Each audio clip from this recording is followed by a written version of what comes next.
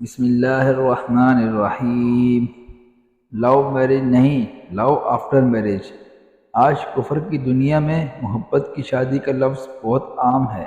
وہ لوگ شادی سے پہلے ہی جنسی تعلقات اختیار کر لیتے ہیں، اکٹھے رہنا شروع کر دیتے ہیں۔ شریعت اسلام نے اس کو 100% حرام قرار دے دیا۔ فرمایا کہ اسلام میں لو میرج کا تصور نہیں، بلکہ لو آفٹر میرج شادی کے بعد محبت کا تصور ہے۔ جب نکاح ہو گیا تو جتنی محبت کرو گے اتنا اللہ تعالیٰ کی طرف سے اجر ملے گا۔ اس اجر کا تصور یہاں تک پیش کیا گیا کہ نبی علیہ السلام نے ارشاد فرمایا کہ جب میاں اپنی بیوی کو دیکھ کر مسکراتا ہے اور بیوی اپنے میاں کو دیکھ کر مسکراتی ہے، اللہ تعالیٰ ان دونوں کو دیکھ کر مسکراتے ہیں۔ اس سے اندازہ لگانا چاہیے کہ اللہ تعالیٰ محبت و بری زندگی کو کتنا پسند کرتے ہیں۔ نکاح کی 4 وجوہات۔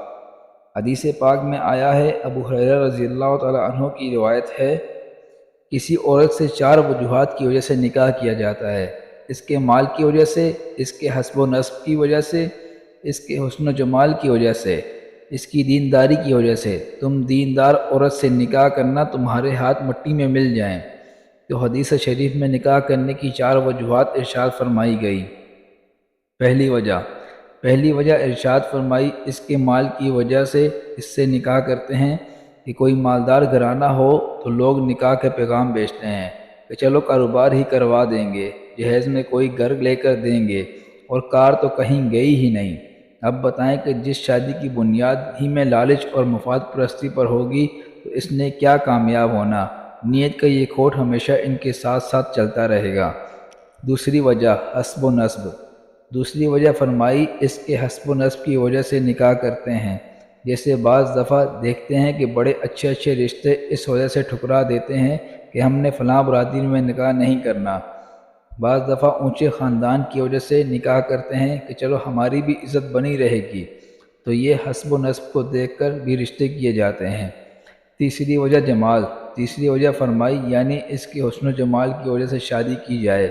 عموماً لڑکی کے حسن و جمال کو بھی دیکھ کر شادی کی جاتی ہے، لیکن جس نے فقط خوبصورتی کو دیکھا تو بتائیے شکل کی خوبصورتی کتنے دن رہتی ہے؟ یہ چند سال کی بات ہوتی ہے۔ جوانی ہمیشہ تو نہیں رہتی۔ جس کی بنیاد ہی کمزور ہوگی اس پر بننے والا گھر بھی کمزور ہوگا۔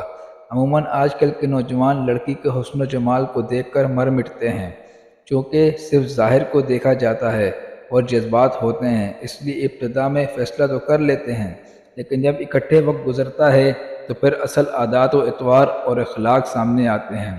تب حقیقت کھلتی ہے کہ ہم نے تو ظاہری حسن کو دیکھا تھا، لیکن یہ تو مصیبت گلے پڑ گئی۔ اس لیے پہلے ہی اس بات کو سمجھ لینا چاہیے کہ صرف حسن کو لڑکی کے انتخاب کا معیار نہ بنایا جائے۔ چوتھی وجہ دینداری۔ چوتھی وجہ فرمائی، اس کی نیکی اور دینداری کی وجہ سے نکاح کیا جاتا ہے، اور فرمایا کہ جب تمہیں اس بات کی نصیحت کرتا ہوں کہ تم اپنے لیے دین کی بنیاد پر رشتوں کی تلاش کرو۔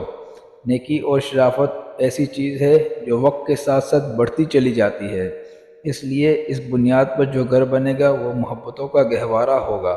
خوبصورت عورت کا خاوند جب اسے دیکھتا ہے تو اس کی آنکھیں خوش ہوتی ہیں، اور نیک سیرت عورت کا خاوند جب بھی اسے دیکھتا ہے تو اس کا دل خوش ہوا کرتا ہے۔ تو فقط آنکھوں کو خوش کرنے کے بجائے اپنے دلوں کو خوش کیا کرو۔ صحیح مسلم شریف کی حدیث سے، دنیا ایک متاع ہے اور اس دنیا کی سب سے قیمتی متاع نیک بیوی ہے۔ گویا اللہ تعالیٰ جسے نیک بیوی عطا کرے وہ سمجھے کہ مجھے دنیا کی بہت بڑی نعمت مل گئی۔ اگلی ویڈیو تک کے لیے اجازت دیجیے۔ اللہ حافظ۔